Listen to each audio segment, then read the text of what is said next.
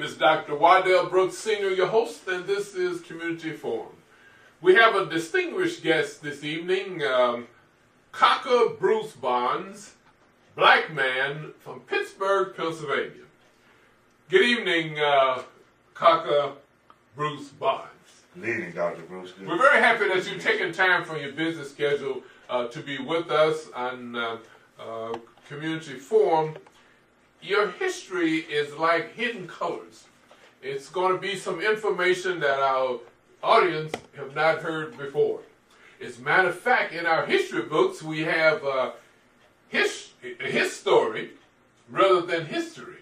Yes, sir. But I want you, first of all, to tell our listening audience a little bit about your personal and professional background. Okay, I'm 61 years old. I'm from Pittsburgh, Pennsylvania originally, born and raised. My father was from Texas, and my mother's family was from Virginia, sharecroppers, tobacco, down in the Martinsville, Roanoke area. Came up to Pittsburgh with my grandfather in the 40s. And so my mother had a very large family, and I have a ton of first cousins, and we all lived in a black community in Pittsburgh called Homewood. Oh, yeah. And they have a Homewood out here in Illinois, but the Homewood in Pittsburgh was a predominantly black community, and Homewood here is predominantly white. And I even have some cousins that live in Homewood here in Illinois. So every time I'm here and I see the word Homewood, you know, it really rings true to my heart. I grew up in, I guess, a segregated community. It was 99.9% black. But I lived in a beautiful community. Back when black communities were wholesome communities. And I tell people when I went to college that I never met someone who did not have both their parents until I went to college. And I didn't even know that I lived in the ghetto until the quote-unquote ghetto until I got to college. And when they said, well, you know, the black community is the ghetto, and I'm like, it is? You know, I thought I was from a nice, wholesome community where everybody looked out for everybody, and where, you know, your mother could discipline me like my mother could discipline you. And I didn't even know that I was from a deprived neighborhood. Like I said, I never knew anybody that did not have both their parents. And so for me, it was a very wholesome experience growing up. Now, when we moved to a predominantly white community when I was in the 9th or 10th grade, and that was my first exposure to Europeans my age, because I had never gone to school with Europeans my age. So I had seen the milkman. They used to have the milkman back then, remember? Yeah, I remember. Yeah. And the mailman, the policeman, you know, adult Europeans, but I had never gone to school with Europeans my age, and so it was really culture shock for me to be in a predominantly white environment, you know, and it took me about a year to adjust. And so that was my first exposure to Europeans at my age group. And so this was in the 60s when we moved there. Like I said, the area that we moved to had been a stronghold of the Klan and a stronghold of the John Birch Society. And so you can imagine what that was like. So when we were there, it was like an uphill struggle. You know, we had a lot of confrontations with white guys in the school. And, you know, this is during the civil rights time. This is during the Black Power time. This is during the Vietnam War time. So there was a lot of social upheaval. And like I said, this is my first time being exposed to Europeans my age. And so it was a eye-opening experience. And then when Martin Luther King was killed, for 2 years in a row, there were nothing but fights and skirmishes, and they had to cancel school 2 years in a row in 68 and 69. And they just told us, go home. Whatever you got for mid-year, that's your grade, because there were fights in school, massive fights, like every day after King got killed. So by the time my senior year came around, things had kind of settled down. I played football, so the white guys and black guys on the football team, we were more cohesive. So by the time my senior year came around, things quieted down, and we were able to complete a full year. So that is my educational experience. Then I went to Lincoln University in Pennsylvania, which is the oldest historically black college and university in the country. It's where Thurgood Marshall went to school, where Kwame Nkrumah went to school. It's where Ezekwe, the first president of Nigeria, and it's also where Langston Hughes attended school. So when I got there, Lincoln had been an all-male school for over 150 years. So when I got to Lincoln, it was only the third year that females were on campus. So it was 6 males to every female. And one of the first upperclassmen that I met was Gil Scott-Heron on campus. So that was an eye-opening experience also, to be exposed to him and his the whole mindset, you know. And so I went there for undergrad, and then I went to University of Pittsburgh and got my master's in urban and regional planning. And the reason I did that is because as a child in our neighborhood, we used to play football. I'm from Pittsburgh. That's what we do. We play football. Okay. You know what I mean? Western Pennsylvania probably has more guys in the Hall of Fame than any other region in the country. Just last year, there's a high school called Woodland Hills in Pittsburgh. They have more players in the NFL than any other high school in the country. Wow. And so football is what we do. And that is Dick Butkus, who played for the Bears. Not Dick Butkus. The guy that was the coach for you guys when you won the Super Bowl. Mike Dickens. He's from Pittsburgh. Matter of fact, he and Tony Dorsett are from the same community. Okay. And Joe Montana is from there. Danny Moreno, Johnny Unitas, the first modern day quarterback. So, you know, growing up, football is all we knew. That's all we played. If you didn't play football, you don't play sports. That's the way it is in Pittsburgh. So, you know, that's very ingrained in our community. And the other thing is we make steel. Well, we used to. Okay. And that's what Pittsburgh was known for. A working class community, hard nosed, very strong work ethic. And that's what I got from my grandfather. And that's what I got from the men in my community. Now, Mr. Jackson across the street might drink a little bit much on Fridays, but he got up and went to work every day. And he took care of his family. See, those are the kind of role models I had, not just my dad, but the men in my community. You know, that's why I said I don't feel as though I was deprived of anything. And when my sister told me that my mother told her we were poor growing up, and she was shocked, and when she told me that, I was shocked. I'm like, we were? She said, we were poor growing up. I'm like, there was nothing that I wanted that I didn't get. The only thing I can think that I wanted was a bike, and I got a bike. So there's nothing else that I felt that, you know, I didn't know we were poor. But that's what my mother said. And, but I don't envy you a bit. I was the only child in my family. Okay, it was just my sister and I. And my father left the home when I was 2 years old. I was raised by my mother, who recently passed at 90 years old. So I didn't want for anything too. A bike was first place in my life too. But it goes back to, I guess, the African proverb, right? It takes a whole village to raise a child. Yes, sir. It seemed like you were raised under that environment. I came out of a hard-working environment, rough, tough. I used to shovel coal for 50 cents a ton when I was young. Okay. Just hustling, making money, you know, legally. Back in those days, I had a paper route. I've always had 2-3 jobs. Okay. My first job, you have to be 16 to have a work permit. Okay. My first job was working at Forest Field, where I was a vendor, and I got to see Roberto Clemente every day. I got to see Willie Mays. I got to see Hank Aaron, all the National League stars in the 60s. And to me, that was the best era of baseball. That's when they had a lot of African Americans. They had Willie Mays, I've seen him. Hank Aaron, I've seen him. Juan Marichal, I was a pitcher. And so I had a high leg kick like he did. So he was kind of like a role model for me. And I think back on it now, and I realize the significance that I saw one of the greatest baseball players ever.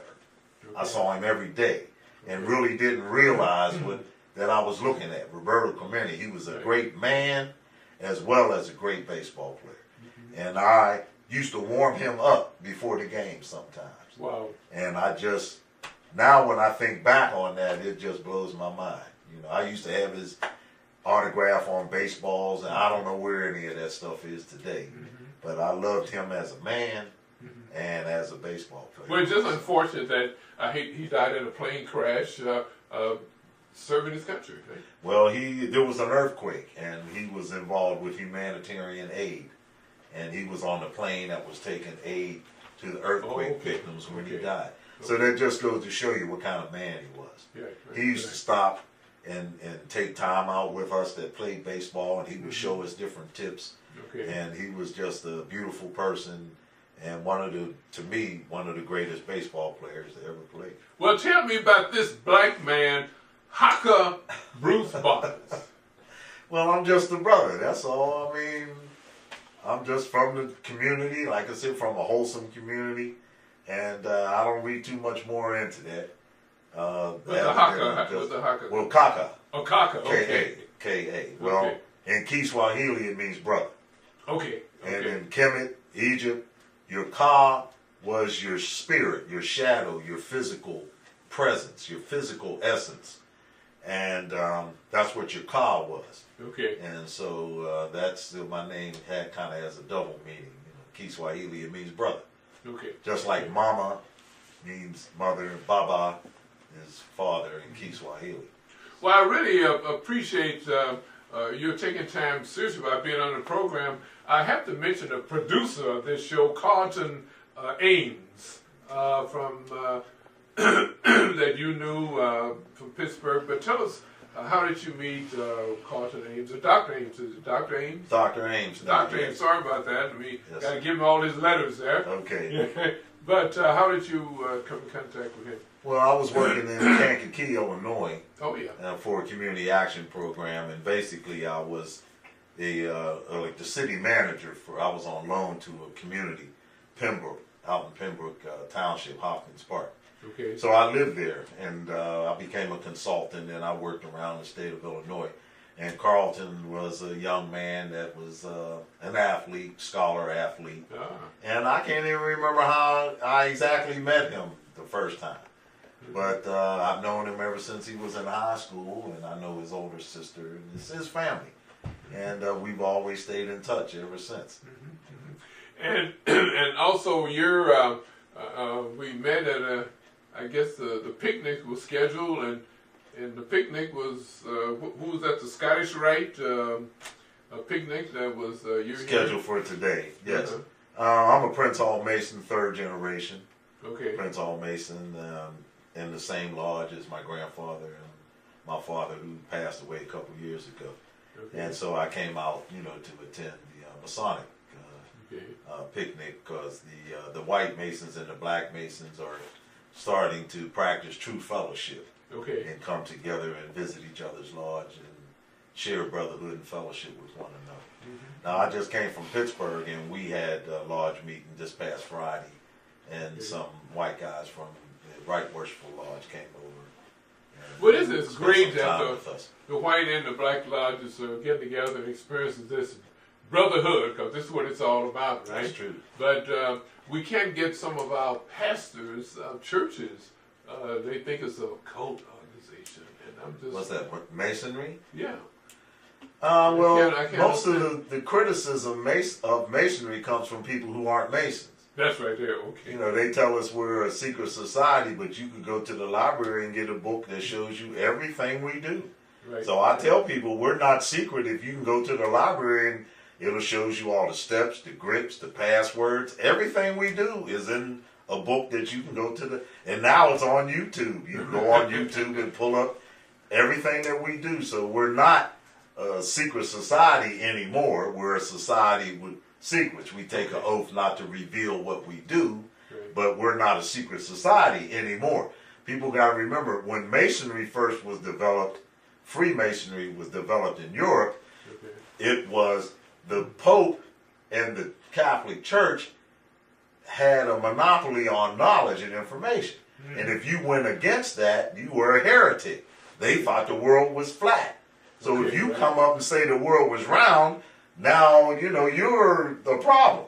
So when Masonry was developed, these were people who were like Galileo and Michelangelo, people who were great thinkers and were thinking outside the box. Okay. Well, so naturally they had to meet in secret, because if they were found out, you know, they would be declared heretics by the church and burned at the stake or whoever knows what else. Right. So in the beginning of Freemasonry, they had to meet in secret because they were dealing with ideas that were not accepted by the church, like the world was round. Now today we take that for granted, but back then that was a controversial issue. You could get burned at the stake for saying this. So those people had to meet in secret. But now we don't have to do that. And we're a brotherhood, we're a fellowship, we're like a fraternity, we're a fraternal organization. Prince Hall Masonry is the oldest black fraternal organization in the United States. I think Prince Hall was raised in 1759, and Prince Hall Masonry was chartered in 1784. So we've been around that long. And we don't recruit. We don't advertise. You know, you advertise by being an upright man and being involved in your community and being a fine example to younger people and to people in our community. That's how we project who we are. And the same thing about Christians too. It's the way you live, act, and talk. That's right. You don't go around saying, I'm a Christian. You don't go around publicizing that. People have to see it in you. It's true. Now, the only reason I have this shirt on that says Prince Hall is because I was going to the cookout.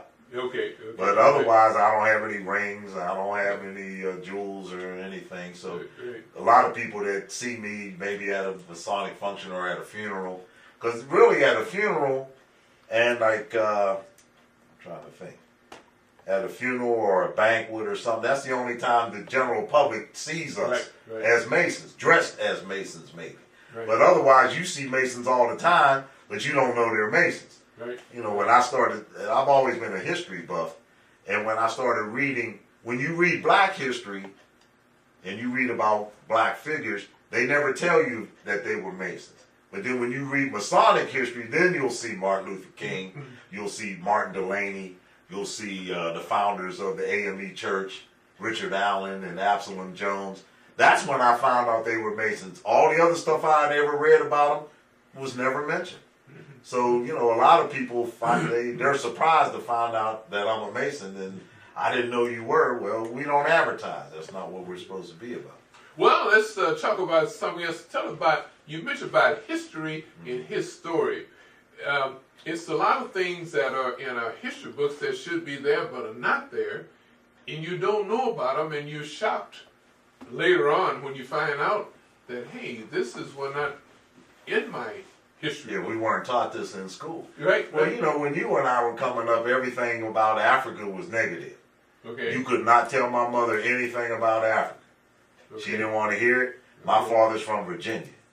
I said, well, Mom, somebody black had to come from Africa. She's like, my father's from Virginia, and that's it. So, you know, because they were taught to hate Africa. And we were too.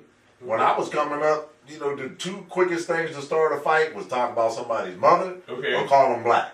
If you call somebody black or said something about your mother, a punch was coming immediately. So back then we were offended because we were ashamed to be black. And it was not until, see, this stuff we take for granted today, but it was not until James Brown's song came out, Say It Loud, I'm Black and I'm Proud, that we found out it was okay to be black. Now, isn't that something? And now we want to be called African American. Now that's something about African American. You're African, well, you're American with African descent, I guess. So African American is the appropriate one now, probably called. Yeah, I don't know what it is. All I know is that every time, it seems, the way I look at history, it seems every time when black folks made progress is when we were dealing with that identity issue. You know, it's up and down, up and down. When you look at Prince Hall, the first lodge was the African Lodge 459. So back then, this was in the late 1700s, they still knew they were African. They were still calling themselves African. So we went from that to being colored, to being, you know, Afro-Americans, to African-American. And we're still, and that's a problem that we're even still talking about this. We're African, period. That's it. We shouldn't even be discussing this. But the times it seems when black folks made their progress, their peaks and valleys, we peaked at the times we were dealing with that identity. Who are we? Because unlike everybody else in the world, we had our whole identity stripped from us. Okay. Our language, our culture, our God, everything was taken from us. And we were created in the image of someone else. You know what I mean? So we lost the culture and the glue that keeps our people together. That's one reason I see that it's hard for us to come together. Because we always keep talking about we're not monolithic. No, but like Booker T. Washington said, as all things social, we can be separate. But for our mutual benefit, we need to come together. Okay. So, but we have a hard time doing that. If you got 100 black people in the room, they're going in 100 different directions. Mm-hmm. We just see it's impossible to get us to work together, it seems.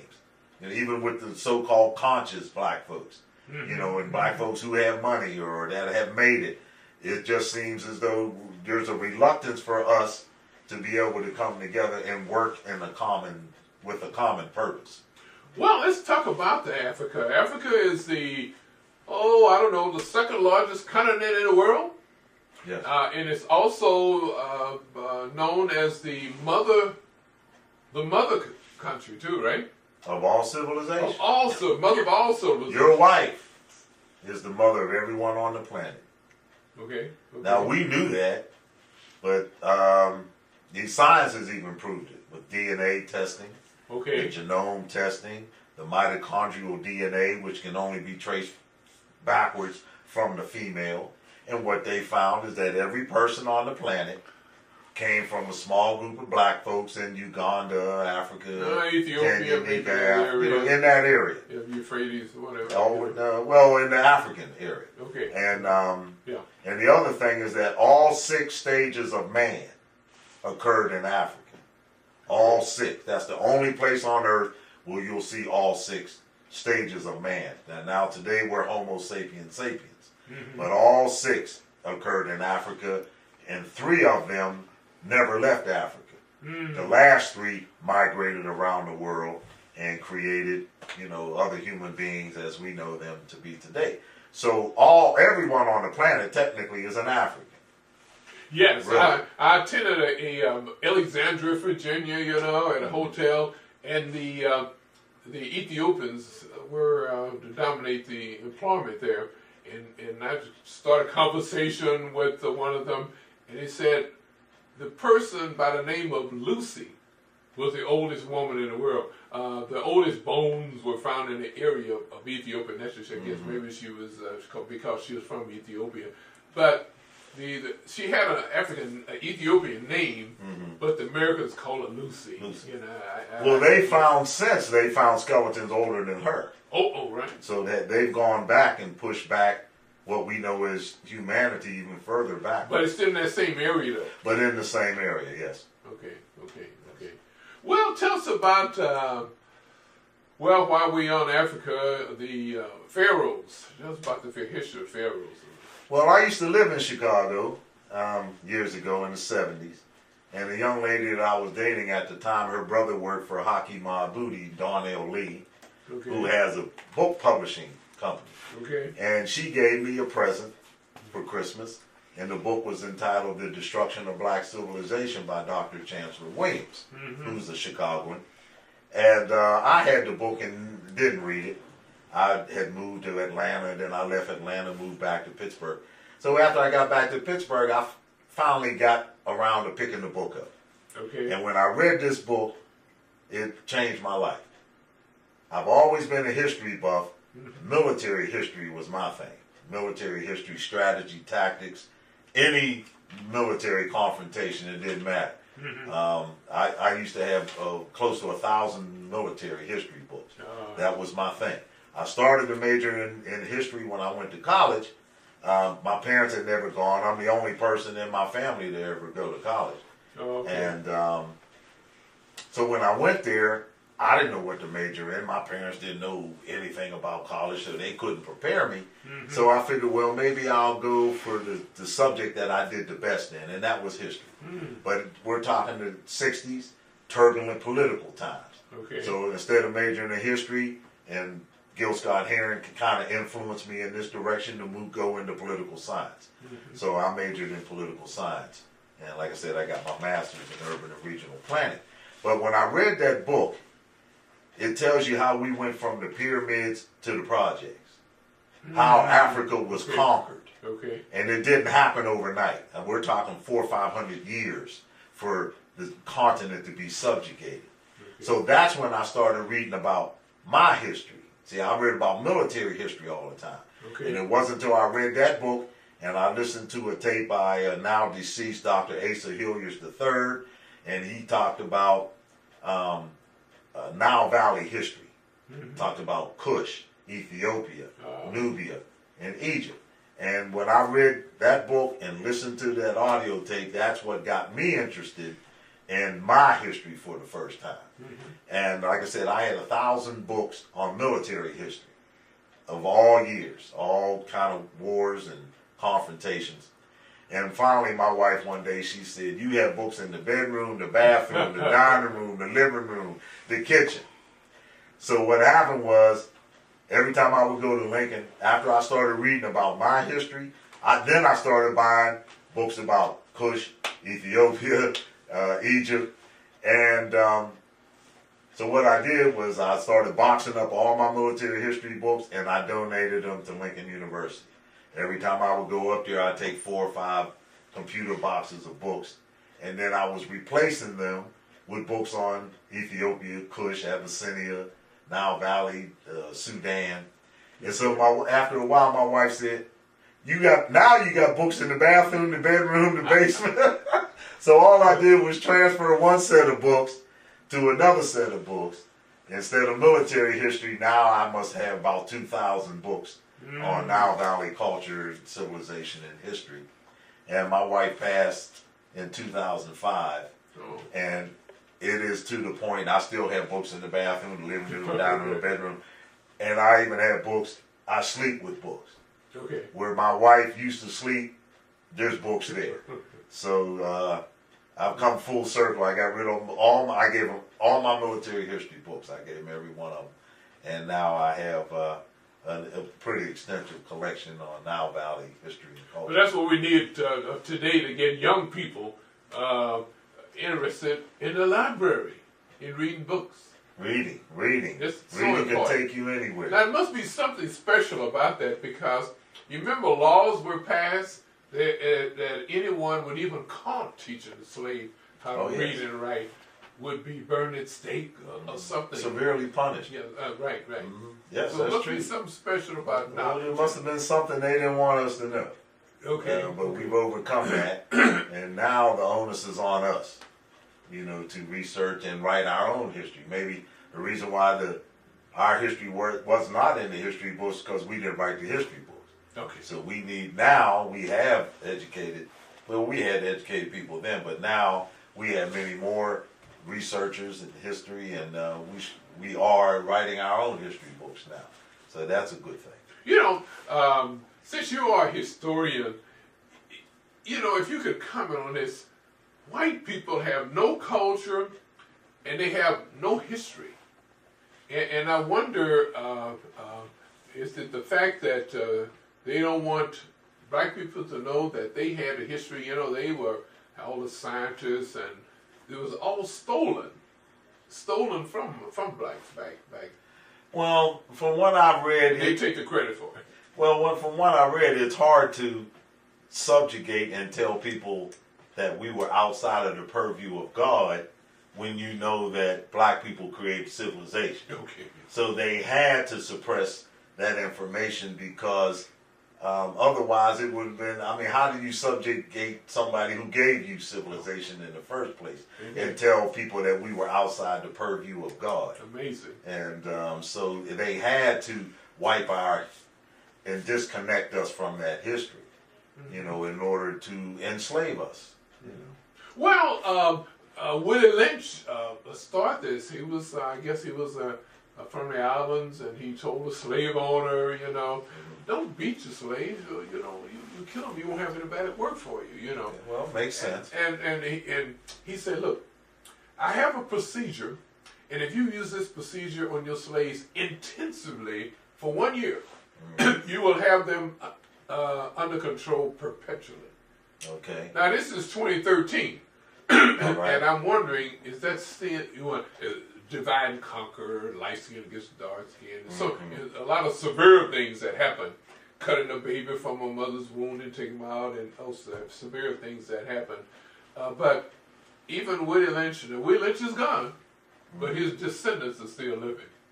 True. Now, there's a controversy about that. Okay. There's a professor, Manu Ampim, out of Oakland, California, and he and some other black scholars and other people say that Willie Lynch letter was a fake and that he did not exist. Okay. But my thing, whether he did, we don't need to debate whether Right. the letter is real or not. To me, the best description of chattel slavery was the Willie Lynch letter. As far as psychologically, how do you deal with subjugating a people? So Okay. whether the letter was real or not, the process that the letter describes was real. Okay. Okay, so yes, the physical chains are off of us, but the mental chains are still there. You know, so we're still dealing with post-traumatic slave syndrome, as some people have called it. And we will be dealing with that for a while. Until we take responsibility, for ourselves, to birth, feed, house, clothes, employ, nurture, and bury our own people like everybody else in the world has to do. And until we do that, we will get no respect.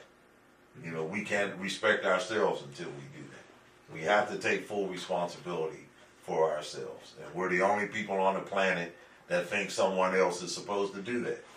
So I have no political agenda. My agenda is to birth, feed, house, clothe, employ, nurture, develop, and bury my own people. That's my agenda. I don't deal with Republican, Democrat. That stuff means nothing to me, really. To me, our whole situation should be, we should be involved with being responsible for ourselves. So to me, that's the solution. What you do for yourself will leave when you're gone. But what you do for others will remain as your legacy. That's true. And you have a heavy legacy that you're leaving, there's no doubt. Well, you right here in Lake County, you know, long after you're gone, I'll be here to show this tape, and it's outstanding. Well, I like to think that my tombstone will be my diploma. When I stop learning is when I die, and when I die is when I stop learning. It's a continuous thing all my life. I was not necessarily a great student, okay, but I was a B student because my father had a very simple educational policy.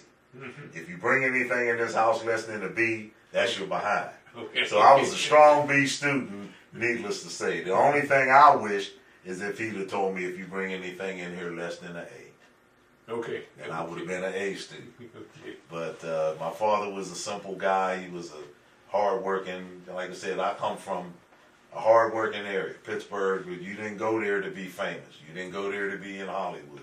You went to Pittsburgh to roll up your sleeves and work. Okay. And I worked at U.S. Steel in Homestead, Homestead, Pennsylvania, where the Homestead Grays, the black, Negro League baseball team was from that area. My wife was from Edisto Island. She was Gullah or Geechee. Okay. My wife was. Okay. But she was born down in South Carolina, but she was raised in Homestead, where the Homestead Grays were. And I worked at the U.S. Steel plant there, and I made steel. That's what I did. Okay. You know, and I think back on that, I'm like, wow, that's tough. That's hard work. When I talk to young people, I tell them, all you guys put together is not one day's worth of work between all of you. All the work you've ever done in your life put together doesn't equal one day of what I did in the steel mill. My uncle worked in the steel mill in Youngstown. He's from Campbell. Youngstown was a big steel area also. And he lost his life, and I don't know the exact, you In probably the mill? don't know it, in the mill. He's a hot pot beef tipped over. He was in the he fell in the hot steel. open hearth. Fell in the hot steel. He was in the open hearth. I've seen two people get killed. Like that. That job was dangerous. It was dirty. It was greasy. It was hot. It paid well. It paid extra. The furnaces were 1,500 degrees. Okay. And I worked in the open hearth where they actually made steel. Okay. That's what I used to do. I made steel. And I've seen 2 people get killed in there. Why would it? But it did pay good. I paid my way through college. Okay. Working in the steel mill. I never asked my parents to send me any money. You know how the kids throw up the sign, hi mom, hi dad, send money. I never did that because my mother made me save half of everything I made from the day I started hustling. Okay. My paper route, I used to hustle pop bottles. I used to shovel coal. I always had a hustle. Okay. I worked at Forest Field as a vendor. I worked at a grocery store. So that's all I know. My uncle worked at Homestead for 42 years. Mm-hmm. And if my Uncle Henry, my mother's oldest brother, if you were breathing, you're supposed to be working. Okay. He came over to the house one day. I was at my parents, and he said, "How come you aren't at work?" I said, "Uncle Henry, it's Sunday. You know, I work for the city. You know, we get Sunday, Saturday, Sunday off." But to him, you know, the steel mill runs 24 hours a day. Okay. 365 days a year. And that's what taught me. There is no difference in any day. There's just different events. Mm-hmm. I used to work, you would work a 8 to 4 on Christmas. You would work a 4 to 12 on Thanksgiving. Didn't mean nothing. The mill had to run 24 hours a day. Mm-hmm. And so that taught me, you know, work ethic. And work ethic builds character. It builds self-reliance. It builds accomplishment, sense of accomplishment. Okay. And that's what is missing. Work. I remember this. Farrakhan said this. A man gets high when the ideas of his mind are manifested through the work of his hands. Mm-hmm. And if you're a man, you're supposed to be building. That's why we have this thumb, so that you can grab tools and you can build. Okay. If you're not building, you're not a man. Mm-hmm. That's the way I was raised. If you're not working, you're not a man. And these kids today, I told them, all of y'all put together, all the work you've ever done in your life doesn't equal one day of what I did in the steel mill. Mm. These kids have no work ethic. 3, 4 generations, nobody in their family's ever had a job. Mm. They don't know what a real man is. It's not their fault. Babies making babies. Not emotionally, psychologically, educationally mature. So how are you going to raise another child? So now we're seeing the results of no mother and father together. Like I said, I grew up in the ghetto. I didn't know anybody didn't have a mother and a father. Okay. Might not have been the best situation, but that father was there in the house. He took care of his family. He might got a little drunk on Fridays, but he got up and went to work every day. I saw my father where he could barely walk. He got up and went to work every day. That was my example. I've worked for the city of Pittsburgh for 32 years. Wow. I've missed 2 days of work in 32 years. Excluding sick days? I haven't been sick. Okay. I haven't been sick. I try to eat right. Fantastic. Try to drink water. Try to eat and exercise. And when I go to the hospital, or if I go have my checkup, I've only had one operation. I had a rotator cuff operation. I fell up here in Chicago and tore my rotator cuff. That's the only time I've ever been operated on. Yeah. But when I go there and they ask me, the first thing they ask you is, what medications are you on? Right. Black male, 60 years old, and I say none. Mm. And they pause, then they ask me again, what medication are you on? They just cannot believe that I'm 60 years old and I'm not on Lipitor, or I'm not on blood pressure medications, cholesterol. I take nothing. I haven't had an aspirin in 25, 30 years. I don't take anything. I guess I'm fortunate, and I thank the Lord every morning I wake up for allowing me to live, to see another day, and to have my wife for as long as I had her, and to be born when and to whom I was born to. I figure I am so fortunate to have lived through the Cuban Missile Crisis all the way up to Trayvon Martin. I've seen so much in my lifetime. I don't feel as though I'm that old, but I've lived through the Civil Rights Movement, the Cold War, the Vietnam situation, the hippie movement, the Black Power movement, the Black Panthers. You know, I've lived through all of that to the point where I've seen a black president. And I've seen Trayvon Martin. So, you know, I thank the Lord every day for allowing me to be who I am and to grow up in the family that I grew up and in the community that I grew up in. That's why I say I'm just a black man. I'm just a brother from the neighborhood. You know, no matter how many accolades people try to throw at me, I'm just a regular guy, you know, from a good, wholesome community, and I'm proud of that. Well, you mentioned Trayvon Martin. Yes, sir. Now, he was from his community, minding his own business, and walking home, and his life was cut short. True. By a gunman that was alleged racist. You know. So well, I have a different concept. To me, race doesn't exist. Okay. There is no such thing as race. It is what the attorney was There's only one race, the human race. Well, now, in the Bible, it doesn't say God created the red man, the yellow man, the white man, the black man. It says God created man. Okay. There's only one race. Okay. The human race. So there can't be any such thing as racism. Okay, so as long as you chasing something that doesn't exist, they'll never have to worry about you ever doing anything because you're chasing something that doesn't. You're like the cat that's chasing his tail. You're going to always keep running in a circle, and as long as you operate within those parameters, you'll never be of any concern. Mm-hmm. It's not about racism. It's about European supremacy. It has nothing to do with race. Okay. Now, when we had our Rites of Passage program, my wife and some other people, we had young black males, and we would tell them, they say, white people hate us. And I'm like, then why are they trying to walk like you and talk like you and dress like you and get a tan like you? Does that sound like somebody who hates you? Mm-hmm. And they had to think about it. They said, well, no, it doesn't. I said, that sounds like somebody who loves you. Mm-hmm. Well, what they do is they love who you are, but they don't love what you represent. So the question is, what do we represent? Mm-hmm. And what we as Africans in America represent is somebody to be brought over here, worked to death, to make them rich. That's what we represent. Okay. That's what they hate. You know, but otherwise they love us. They love our music, our dance. They want to. I ask the kids, don't they want to walk like you? Yeah. Don't they want to dress like you? Yeah. Don't they want to hang out with you? Don't they think you cool? Well, yeah.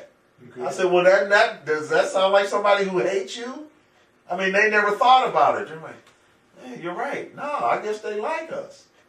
So, you know, as long as we get caught up in definitions that other people give us, mm-hmm. that's one of the definitions of power, is that you react to somebody else's definition as though it's your own. Mm-hmm. That's one of the definitions of power. And I was young when Malcolm was assassinated. I was only 11. But as I got older and started listening to his tapes, he, in his speeches, he says, we have to define our own reality. Mm-hmm. You can't let other people define. You need to define, how does this affect me? Because mm-hmm. how it affects other people is different for each person. Now, case in point, when they say that Columbus discovered the New World. Okay. Well, for Europeans, that's true. Because they didn't know it was here. Yeah, right. But for Native Americans, he didn't discover them because they were already here. So truth depends on who you are. Mm-hmm. You see? Mm-hmm. So for the Europeans, Columbus discovering the New World, that's true. Mm-hmm. But for Native Americans, that's not true. Mm-hmm. And for Africans, that's not true. The Olmecs, the Africans were already here before Columbus got here. So him discovering the New World is not true for us. So it depends on who you are as to what the truth is. Mm-hmm. Okay?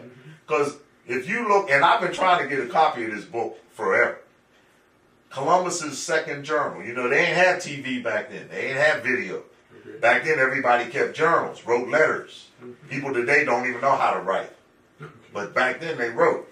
So he kept a journal, first trip, second trip, third trip. He made 3 trips over here. Mm-hmm. The second journal, in there, he asked the Native Americans, who are those tall, thin, jet black dudes with the bushy hair? Who are they? And they tell him, these are the Africans that came over here in the boat. There's a whole community of them down the coast. That's why you can't find a copy of the second journal. Try to find a copy of Columbus's second. You can find the first one and the third one. You can't find the second one. Because in the second one, he finds out that the black folks, there were some black people already here. Mm-hmm. So for him discovering the New World is not true for us. Yeah. So it depends. You got to define your own reality. The Europeans' reality about the New World is not our reality of the New World. It's not the Native Americans. They were already here. They didn't discover us. Mm-hmm. You see what I mean? So you got to define your own reality. And our reality is, to me, is that racism doesn't exist. There is no such thing. So I don't buy into that. It has nothing to do with race. They wouldn't be trying to get a tan to look like you if they didn't like what you look like. They didn't think that tan looked good on them. They wouldn't be trying to get it. Well, a couple of things. Now, Boehner from Ohio, as soon as President Obama put his hand down from taking the oath, he said he's got to go. Mm-hmm. What was that? Well, they didn't want him in the first place. But as you know, Hillary, when she decided she was going to run for president, they did all kind of polls, and what they found was that no white male could beat her. Okay. No Republican white male, no Democratic white male. So they went and got a black man. Oh, okay. No white man could beat her, so they went and got a black man. Otherwise, you wouldn't have heard of Obama. I mean, he'd been a senator from Illinois, and that would have been it. Mm-hmm. Mm-hmm. So Obama has Hillary to thank for being in office. And as you know, the brother only gets a shot when everything is totally ruined. Yeah. Yeah. You know that. Yeah. So after Bush just darn near ruined everything, now the brother gets a shot. Mm-hmm. But he has Hillary to thank for that. Mm-hmm. Mm-hmm. Well, I understand that you visit Egypt several times, and you about to be receive an honor. It's an honorary, I don't know, Egyptian, is that right? Well, no. Well, like I told you, I got interested in Nile Valley studies. Okay. And after I read that book, then I wanted more. Then I started reading more, Ivan Van Sertima, other scholars, black scholars, and white scholars too, about Nubia, Kush, Ethiopia, Abyssinia, Egypt, Kemet. And so I went to Kemet in 2001 with Anthony Browder, who wrote he wrote Nile Valley Contributions to Civilization, Exploding the Myths, Volume 1. So I went to Kemet with him in 2001 as a person who had been studying this for 7 years. Mm-hmm. And it was just truly amazing for me to see all the things that I've been reading about and I had seen many, many pictures of. Mm-hmm. So you always got to study first, so when you get there, you know what you're looking at. Okay. But for me to touch the pyramids and to see the temples and stand in the same spot that the pharaohs stood in, it's powerful. It'll change your life. And to know that these were people of color. These were African people that developed this the longest reigning civilization the world has ever seen. Mm-hmm. And to know that, and that I'm a child of God, is more than what I need to know. That's all I need to know. Mm-hmm. And so, I've been back twice since, and I've been invited to be initiated into one of the African societies in October. So I'll be going to Togo, West Africa, this October to do that. Man, congratulations. Well, thank you, sir. And you mentioned some people reading the scripture, the Bible, and you mentioned several times you mentioned Kush, Ethiopia, Egypt, Sudan, Nile, and Kemet, and all those are, people never, when they read it, they never think about, these are black. True. The Old Testament is a black history book, is what it is, really. Okay. And, we don't know that we were reading, and I didn't know this either, that I was reading about my people. Okay. Until I became enlightened, so to speak. So that's my area. What I try to deal with is pre-dynastic Egypt, old kingdom. Older is better. Mm-hmm. Older is better. The language is more pure. The concepts are more genuine. And that's why I study that particular time frame in Kemetic history. Mm-hmm. Would you comment on Afrocentrism and Eurocentrism? I kind of struggled with that Afrocentrism thing. I met Molefe Asante, Dr. Molefe Asante from Temple University, and he's the one that really coined the phrase and popularized Afrocentricity. Okay. But for me, I take it back to what Malcolm said, is your perspective. Where you stand in the room, you have a different perspective of the room, depends on where you're standing. Okay. And so what Malcolm says is we need to look at the world from our perspective. And to me, that's what Afrocentricity means, is that we're looking at history from our perspective. How does this affect me? Because how it affects somebody else is different. We need to define our own reality. We need to deal with how do these issues affect our community. And to me, that's what Afrocentricity is. Eurocentricity, Europeans are looking at the world and how it affects them.